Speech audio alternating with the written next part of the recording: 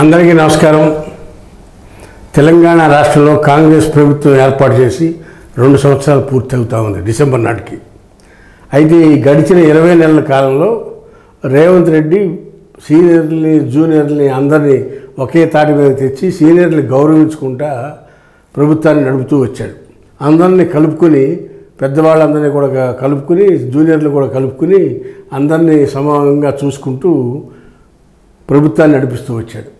దీనిలో భాగంగా కొంతమంది సీనియర్ మంత్రులకి, సీనియర్ కాంగ్రెస్ వాదులకి కాంగ్రెస్ పార్టీ మాది, మేము సీనియర్లు కాంగ్రెస్లో అనే భావన ఏర్పడి రేవంత్ రెడ్డి ఫెయిల్యూర్ సీఎంగా సృష్టించాలని ఒక అండర్గ్రౌండ్ కుట్ర జరుగుతూ ఉంది, అంతర్గత కుట్ర.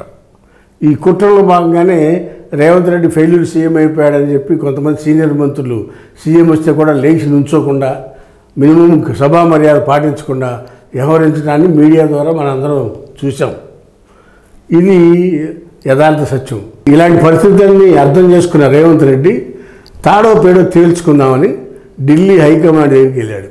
ఇటీవల వెళ్ళి ఢిల్లీ హైకమాండ్లు ఒకటే చెప్పాడు, వాళ్ళందరూ ఇష్టం వచ్చినట్టు నడుస్తూ ఉన్నారు, సరిగ్గా బాధ్యతగా పనిచేయట్లేదు, వారికి ఇచ్చిన శాఖల్లో పట్టు సంపాదించట్లేదు, పరిపాలన సక్రమంగా చేయట్లేదు, నన్ను డిగ్రేడ్ చేయాలని ప్రయత్నం కుట్ర జరుగుతుంది, నాకు ఫ్రీ హ్యాండ్ ఇస్తే నేను కాంగ్రెస్ పార్టీని మరో 5 ఏళ్ల పాటు అధికారంలో తీసుకొచ్చే విధంగా నేను పనిచేస్తాను, నన్ను నమ్మండి అని చెప్పి రాహుల్ గాంధీ, ప్రియాంక గాంధీ, సోనియా గాంధీ గారి ఖర్గే దగ్గర మాట్లాడి ఆయన ఫ్రీ హ్యాండ్ తెచ్చుకున్నాడు.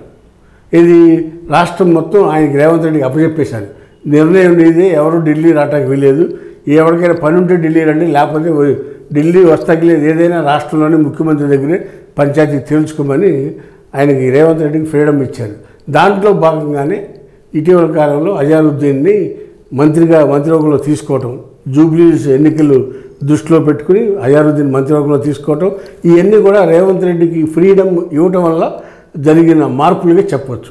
అదేవిధంగా ఎప్పటి నుంచో మంత్రుల కోసం ఎదురు చూస్తున్న ప్రేమ్ సాగర్ రావు, సుదర్శన్ రెడ్డికి కూడా క్యాబినెట్ హోదాతో ప్రేమ్ సాగర్ రావుకి సివిల్ సప్లైస్ కార్పొరేషను, అదేవిధంగా సుదర్శన్ రెడ్డి గారికి ఈ హామీల అమలు సలహాదారుడిగా క్యాబినెట్ హోదాతో క్యాబినెట్ మీటింగ్లో కూడా వెళ్ళి కూర్చునే విధంగా ఇన్విటేషన్ ఉన్న క్యాబినెట్ హోదాతో ఆయనకి అడ్వైజర్గా తీసుకోవడం జరిగింది. అంటే ఈక్వలెంట్ మినిస్టర్స్ అనే భావన తీసుకొచ్చారు, కానీ మంత్రులు కాదు ఈక్వలెంట్ మినిస్టర్స్ లాగా క్యాబినెట్ హోదా, మినిస్టర్కి ఏ ఫెసిలిటీస్ ఉన్నాయో అవన్నీ కూడా వాళ్ళిద్దరికి కూడా ఇచ్చేటట్టుగా ఏర్పాటు చేయడం జరిగింది. దీని అంతా కారణం ఏంటి? రేవంత్ రెడ్డికి ఫ్రీ హ్యాండ్ ఇవ్వటమే. ఇక రాబోయే రోజుల్లో రేవంత్ రెడ్డి అమిత ఉత్సాహంతో పనిచేస్తాడనేది మనకు అందుతున్న సమాచారం. దాంట్లో భాగంగా నిన్న జూబ్లీస్ బై ఎలక్షన్లో జరిగిన ఎన్నికల ప్రచారంలో కూడా ఆయన జోష్ చూస్తూ ఉంటే అది క్లియర్ కనపడతా ఉంది. అమీర్పేటలో ఎన్టీఆర్ విగ్రహం పెడతాను, ఎన్టీఆర్ ఆరాధ్య దైవం, అందరికీ అన్నలాంటి వాడు, ఆయన తెచ్చిన అనేక మార్పులు తెలంగాణలో ఇవాళ కూడా మనకు కనపడతా ఉన్నాయి.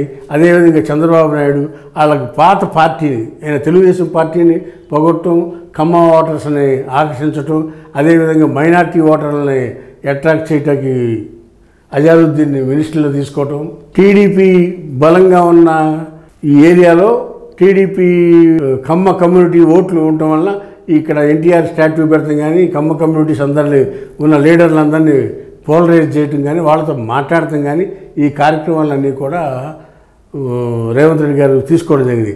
ఆ జోష్ కనపడతానే ఉంది నిన్న ప్రసంగంలో, రేవంత్ రెడ్డి ప్రసంగంలో. అంటే కేంద్రంలో ఆయనకి ఫ్రీ హ్యాండ్ ఇచ్చారు అనేది మనకు అర్థమవుతా ఉంది. రాబోయే రోజుల్లో రేవంత్ రెడ్డి గారు మరింత ఉత్సాహంతో, ఎవరు మాట తప్పినా, సక్రమంగా పనిచేయకపోయినా మొహమాటం అనేది లేదు అనే విధంగా ఆయన పనిచేస్తాడని, ఆ విధంగా పనితనంలో రేవంత్ రెడ్డి మార్కు చూపించాలని ఆయన పట్టుదలగా ఉన్నట్టుగా మనకు అందుతున్న సమాచారం. హాయ్ ఫ్రెండ్స్, మా ఫ్యూచర్ టుడే ఛానల్ చూస్తున్నందుకు చాలా థ్యాంక్స్. మరిన్ని లేటెస్ట్ వీడియోస్ కోసం వెంటనే సబ్స్క్రైబ్ చేయండి. అలాగే ఈ బెల్ ని కూడా రింగ్ చేసేయండి. మా లేటెస్ట్ వీడియోస్ నోటిఫికేషన్స్ అన్నీ మీ మొబైల్లో వస్తాయి. మా వీడియోస్ మీకు నచ్చితే లైక్ చేయండి, షేర్ చేయండి, నచ్చకపోతే కామెంట్ చేయండి.